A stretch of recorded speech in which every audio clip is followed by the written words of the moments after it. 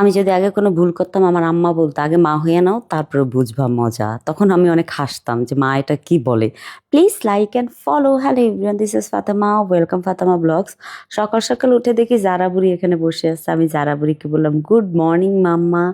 সে আমাকে দেখে এত কিউট একটা হাসি দিয়েছে। আর তারা দুইজন এই যে দেখেন দুষ্টামি স্টার্ট।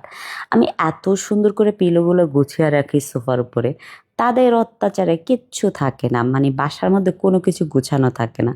আমার বাসায় 70% জিনিসই বক্সে করে উপরে স্টোর রুমে রাখা হয়েছে জাস্ট তাদের জন্য। তারপর হলো আমি রান্নাঘরে চলে আসলাম। রান্নাঘরে আসলে কি লাভ? সেও রান্নাঘরে আসবে আমার সাথে রান্না করতে। তারপর হলো তাকে আমি বললাম, "তুমি যাও, আমি হলো রান্না করি।" তারপর বলল আমাকে মাইর দিছে। কে মাইর দিছে? আসলাম বিচার করতে, আইসা দেখি কেউই মাইর দেয় না। সে উল্টা আরো তাদেরকে মেরে হলো বিচার দেওয়া হচ্ছে যে তাকে মাইর দেওয়া হয়েছে। যাই হোক, বাচ্চাদের সাথে দুষ্টামি-টুষ্টামি করে আমরা লাঞ্চ করতেছি একসাথে। সো আমার সাথে যারা বসে আছে কিন্তু তারা খাবে না, তাদের খাবার অলরেডি খাওয়া হয়ে গিয়েছে। তো আমি জায়ান স্কুল থেকে আসলো, আসার পরে জায়ানকে বললাম, "জায়ান আমি হলো সুশির জিনিসপত্র কিনতে যাচ্ছি তোমাকে রেখে।" সে খুব রাগ করলো। তারপর হলো সে তার রুমে চলে গেছে, কারণ তার টিচার আসবে, সো সেই জন্য তাকে নেওয়া যাবে না সাথে, সেজন্য আমি একাই যাচ্ছি। তারপরে চলে আসলাম, অনেক জিজ্ঞেস-টিজ্ঞেস করে ডিসিসি মার্কেটে একটা দোকান পেলাম যেটা হলো কোরিয়ান জিনিসপত্র পাওয়া যাবে। সো সেই জন্য এখানে চলে আসলাম। আসার পরে হলো অনেক কিছু কিনতেছি, কিন্তু এত বেশি এক্সপেন্সিভ এখানকার জিনিসপত্র। সো যেটা বলতেছিলাম যে মা হলে আপনার নিজের থেকে বাচ্চার প্রায়োরিটি লেভেলটা বেড়ে যাবে। যেমন আমার জায়ান সুশি খেতে চেয়েছে, সেই জন্যই আমি কিন্তু এত কষ্ট করে এসে প্রত্যেকটা জিনিস দেখে কিনতেছিলাম। তারপর সবজির দোকানে চলে গেলাম। ডিসিসি মার্কেটে না সব বিদেশি আইটেমের জিনিসপত্র পাওয়া যায়। কারণ এখানকার বেশিরভাগ বিদেশিরা বাজার করে, চাইনিজ, কোরিয়ান, জাপানিজ, ফিলিপিনো সব দেশের লোকজন এসে এখানে বাজার করে।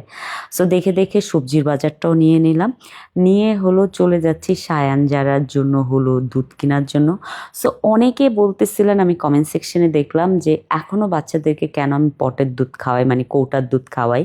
কারণ আছে, রিজন আছে নিশ্চয়ই। আমি বুঝে শুনেই খাওয়াই, কারণ আমি এর আগেও একটা বেবি বড় করেছি জায়ানকে। সো জায়ান এখন ৯ বছরের। সো আমি জানি কখন বাচ্চাদেরকে কি খাওয়াইতে হয়, কিভাবে খাওয়াইতে হয়। আর আমার বাচ্চাকে কিভাবে খাওয়াবো, কি না খাওয়াবো আমার থেকে বেটার কেউ বুঝবে না। সো আপনারা যে কমেন্টগুলো করতেছেন বুঝে শুনে করেন। আপনার বাচ্চাকে কি খাওয়াবেন সেটা আমি দেখব না। যেহেতু আমি ইনফ্লুয়েন্সার, আমি দেখাই, সেই জন্য আপনারা দেখতে পারেন। সো যাই হোক, আমি অনেকে ভালোর জন্য বলেন, অনেকে খারাপের জন্য বলেন, আমি এগুলো ইগনোর করি। এখন হলো আমি বাসায় আসার পরে কিছু মানুষের ভালোবাসা এত বেশি মানে মুগ্ধ ছড়ায়। তার মধ্যে হলো এই যে রেড চেরি যেই আপু, সোনিয়া আপু, সে আমার জন্য কেক পাঠিয়েছে তার পেজ থেকে, প্লাস হলো আমার জন্য ড্রেসও পাঠিয়েছে। তো এখানে হলো আমি হলো সুশি বানাতে বসে গেলাম। সো জায়ানের জন্য সুশি বানাচ্ছিলাম। সুশি বানানোর পরে হলো বানাচ্ছিলাম। সো এর মাঝখানে হলো জায়ান বারবার এসে সেও খাচ্ছিল, আমিও খাচ্ছিলাম। সুশি বানাইতে বসে আমরা দেখা গেছে হাফ খেয়েই ফেলেছি। তারপর হলো অনেক কষ্টে ট্রাই করে আমরা হলো মা ছেলে মিলে তারপর হলো সুশিটা কমপ্লিট করলাম। এই যে দেখেন সব ছড়ানো ছিটানো হয়ে গিয়েছে। ফার্স্ট টাইম ট্রাই করেছি তো সেই জন্য এরকম হয়েছে, তবে অনেক মজা হয়েছে। তারপরে হলো আমরা চলে আসলাম কেক কাটতে। আর হলো সোনিয়া আপু, আপনাকে অনেক থ্যাংক ইউ এত সুন্দর কিউট সারপ্রাইজ দেওয়ার জন্য। আচ্ছা, এখন অনেকে জিজ্ঞেস করতে পারেন কী জন্য পাঠিয়েছে। আমার ইউটিউবে সিলভার প্লে বাটন এসেছে, সেই জন্য পাঠিয়েছে আপু। তবে আপনাদেরকেও থ্যাংক ইউ আমার ভিডিও দেখার জন্য। সবাই ভালো থাকবেন, সুস্থ থাকবেন। বাই বাই, আল্লাহ হাফেজ।